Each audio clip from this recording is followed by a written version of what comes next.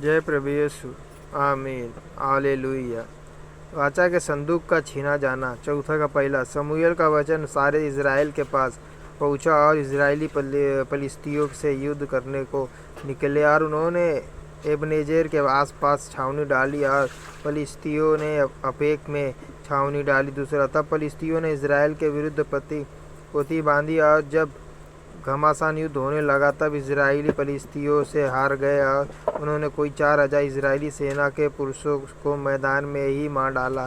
तीसरा, जब वे लोग छावनी में लौट आए तब इज़राइल के विरुद्ध लोग कहने लगे, यहोवा ने आज हमें फलिस्तियों से क्यों हरवा दिया है। आओ हम यहोवा की वाचा का संदूक शीलो से मांग ले आए कि वह हमारे बीच में आकर हमें शत्रुओं से हाथ से बचाए। चौथा, तब उन लोगों ने शीलो में भेजकर वहाँ से करूबों के ऊपर विराजने वाले सेनाओं के यहोवा की वाचा का संदूक मांग लिया।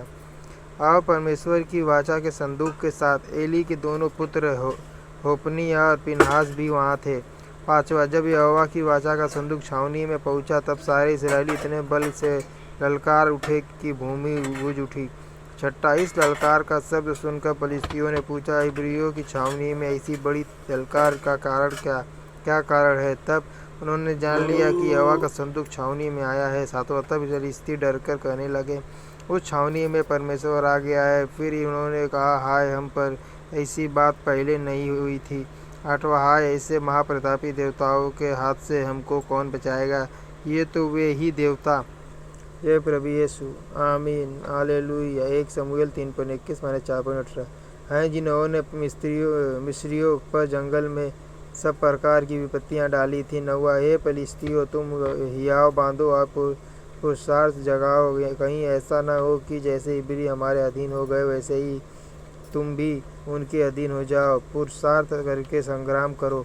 10, तब फलिस्ती लड़ाई के मैदान में टूट पड़े और इजराइली हार कर अपने अपने डेरे को भागने लगे और ऐसा अत्यंत